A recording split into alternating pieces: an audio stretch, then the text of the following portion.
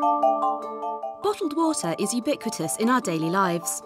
Every year in the UK, we each consume some 70 litres of purchased bottled water, whether it's fizzy, mineral or just purified tap water under a different name. The market for bottled water in the UK alone has grown to over 2 billion litres a year, worth over £1 billion in 2003. By 2008, the market had more than doubled. In China, market growth has been even more spectacular. From a relatively tiny 400 million litres in 1991 to over 15 billion litres in 2007. Growing income levels, particularly in urban China, are leading to changing consumer behaviour. While most rural people still drink boiled water, the majority of urbanites now drink bottled water. Most people have water dispensers in their apartments and offices, and smaller bottles of water are on sale everywhere, from cities to the smallest villages. Worldwide consumption is estimated at over 155 billion litres a year, enough water to fill 62,000 Olympic swimming pools. That's amazing for a product that didn't really exist 30 years ago. But there's more to bottled water than meets the eye. A bottle of water is a plastic bottle, a plastic lid, a label, some water from a specified source, and quite a bit of embodied energy besides. Let's start with the water. Where does it originate? Every bottle carries a date code stamp from the production facility where it was bottled.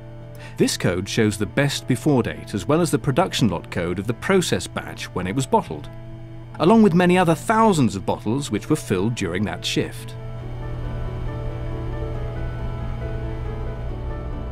The water may have come from a glacier or been filtered through rocks over thousands of years, but now it's likely to be extracted from a well, spring, lake, or in some cases a tap, all of which involves energy consumption for pumping, filtering, and so on. After bottling, it travels to a warehouse and then on to wherever you might have bought it. By this time, a simple bottle of water may have travelled over 1,000 kilometres and taken on a lot more embodied energy. The lid, bottle and label are all derived from petroleum, which we see as plastics. The bottle might be PET or some other plastic. The lid is made of another type of plastic, and the label is made of a kind of heat-sensitive shrink plastic. Producing a kilo of virgin PET releases about 3 kilograms of CO2 into the atmosphere.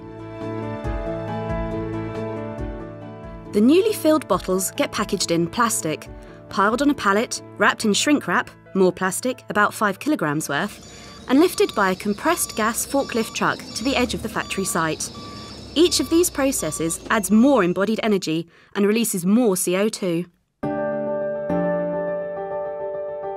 The long-distance delivery gets made by truck, train, boat, or even plane to a big warehouse, and ultimately onto another truck to whatever retail outlet you purchase it from. The bottle of water is now about 18 days old, even though the water itself is much, much older. Eventually, this bottle of water gets into your house, and maybe you even put it in your fridge to cool it down. By now it has accumulated some serious mileage and has a big carbon footprint. Of course, you may drive a hybrid car, so that reduced the energy consumption a little bit, didn't it? Well, not really. Most of the embodied energy in a bottle of water is due to transporting the water. Take a major brand of bottled Alpine water, for example, which is exported all over the world. You can imagine that transport accounts for most of the final total of its energy footprint. When one bottle of Alpine water gets to China, where it's become a popular prestige product, it's released some 250 grams of CO2 in its travels. About 95 grams is from the plastic manufacture in China. Another 5 grams or so for the empty bottles trip from China to Europe, and another 150 grams for shipping the full bottle back to China. So then you drank it. It was cold, clean, crisp, and ever so fresh. But so is tap water once you cool it down a bit. But it's not the same, say your guests, and it's still not the end of the road for the empty bottle. Up to this point, there's enough oil used in the production process of bottled water in the UK to heat 32,000 homes for a year. Quite an opportunity cost for a product that you don't really need, and another 45,000 tonnes of CO2 released into the atmosphere.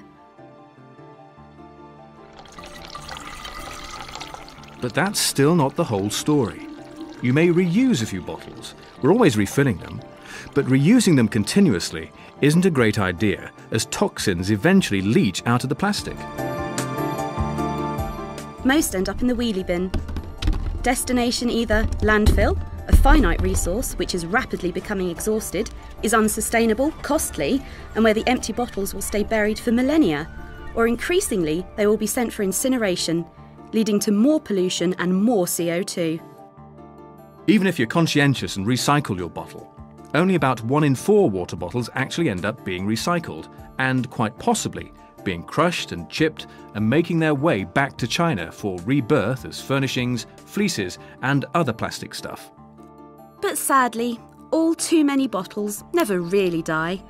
They somehow end up in the sea, floating around until they are washed up on a beach somewhere for you to moan about on your holiday. Bottled water. Who needs it?